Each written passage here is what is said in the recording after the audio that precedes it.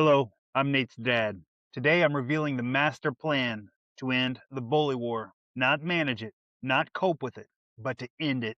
I've made this known before and I'll say it again. If bullying took my son off this planet, then I will take bullying off of this planet. And this is how. And it's not anger, this is resolve. And resolve is powerful.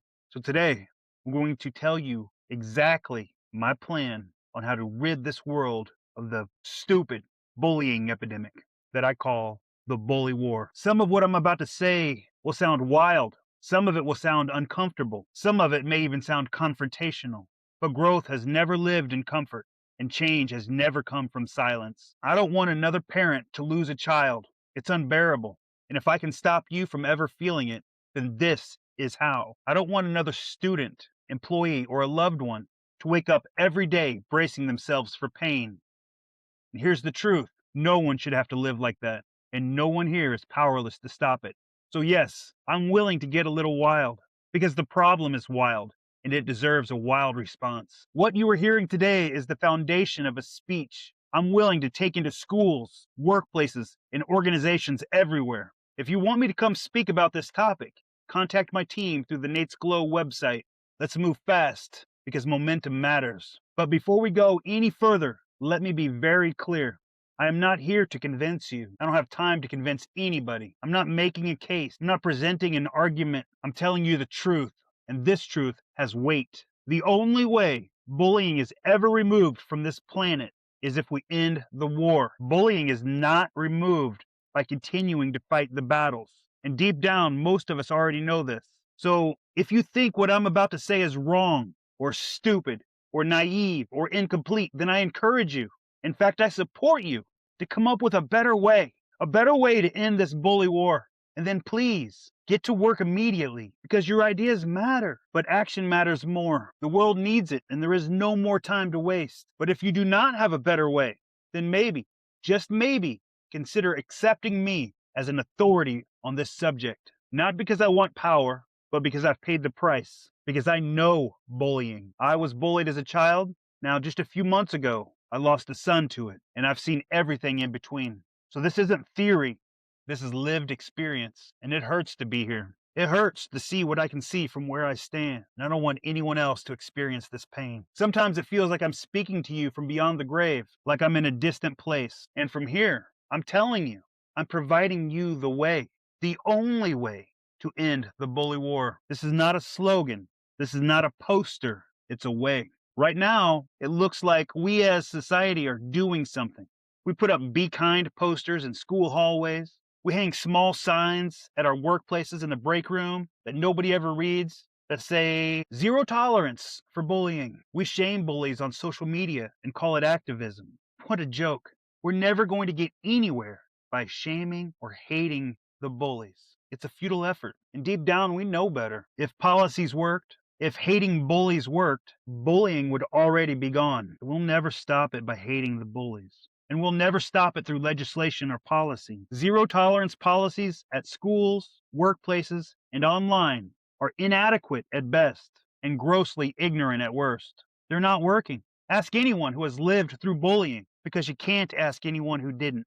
And listen carefully because this matters. I'm not here to give you new ways to fight the bully war. I'm not providing you new ammunition. I'm tired of the war, and I know you are too. What I'm giving you here is how to end it. Zero tolerance policies don't work because they are missing critical pieces. And without these critical pieces, these policies will always fail. From my perspective, standing where I stand, bullying has three parts. Your zero tolerance policy only addresses one of them, and it doesn't even handle that part very well. I'm not a big fan of policies in general. Policies are like laws, and laws historically are largely ineffective at changing human behavior. This has been known since ancient times. Plato said it best: good people do not need laws to act responsibly, and bad people will still find a way around them. Wisdom this old still applies today. I'm not saying get rid of your policies. If you need them for legal reasons, then keep them. But understand this: an incomplete policy will never work. It never has, and it never will. An incomplete policy perpetuates the bully war. It doesn't end it. It's like firing a pistol at a tank. You're still fighting, but you're not ending anything. It doesn't matter how many times you fire your pistol at that tank. It's never going to stop the war. And you deserve better than endless fighting. Our children deserve better than endless fighting. You cannot end a war by continuing the battle. So what is it? What is missing from these zero tolerance policies? Well, there are three parts to bullying. First is obvious, and it's the only thing anybody ever tries to work on. It's the bully. But you can't have a bully without a second part, can you? The victim. So if policy was truly your master plan, you would need to address something deeply uncomfortable, a topic that everyone avoids. Your policy would have to include something about victim mentality. That idea alone makes people uncomfortable, but growth often starts from discomfort. But anyone who has ever been to therapy knows this truth. How we perceive what happens to us matters just as much as what happened to us. That means perception is power, and power can be learned. The same event can shape two people in completely different ways. This is not about blaming the victim, it's about empowering the person. It's a critical but often overlooked part of ending the bully war. Escaping a victim mindset is not about pretending something didn't hurt. It's not about denial. It's about refusing to let the pain define who you are. And that choice belongs to you. Marcus Aurelius said it this way: if you are distressed by anything external, the pain is not due to the thing itself, but to your estimate of it. And this you have the power to revoke at any time. He goes further: choose not to feel harmed, and you won't feel harmed. Don't feel harmed, and you haven't been. So profound. It's not weakness, it's mastery. This doesn't mean allowing bullying. It means confronting it from a position of strength. Instead of saying, I get bullied, say, someone tried to bully me, but they failed. That single shift can save a life. Don't let the bully succeed, but don't hate them either. Reach them, teach them, model strength, boundaries, and dignity. Because strength is contagious. When you remove the victim role, the bully loses their power. And that is your power play. But there's still a third part. And it may be the most important part of all. I think it's the part that could have saved Nate, the bystander. If I asked everyone here who has ever bullied someone to raise their hand, some hands would go up. If I asked everyone who has ever been bullied to raise theirs, many more hands would go up. But if I asked who has ever witnessed bullying, then every single hand would be raised. That proves that every single one of us matters. Bullying survives because of silence, because of inaction. These are choices, but so is courage. So if you insist on policies rather than the alternative that I'm about to provide, then you would need a zero tolerance for bullies, a zero tolerance for victim mentality, and a zero tolerance for bystanders. Your policy would have to ban all three, and if it doesn't, then the war continues. But a policy like that would be absurd. Even if it wasn't absurd, policies have a fatal flaw. They have something about them that makes none of them work. That flaw is that policies are non-consensual. Even if they signed the student handbook or the employee handbook, no one changes because they were forced to sign something they didn't read, didn't understand, didn't believe in, and didn't sincerely commit to. True change only comes from voluntary, sincere commitment. And that's powerful because it means change is possible. And that's why I'm offering something different than policy. We remember from history class that wars don't just appear out of thin air. Wars begin with the signing of a formal document called the Declaration of War. And they don't officially begin until that declaration is signed. It's a formal thing, it's a formal process. Thankfully, the end of a war also has a formal process. And that's what we're here to do today. To end the bully war. It has gone on long enough. So what is this formal ending of a war called? Think back. Do you remember? A war starts with the declaration of war, and the war is ended with a peace treaty. And wars cannot end until that peace treaty is signed. And that is how history works.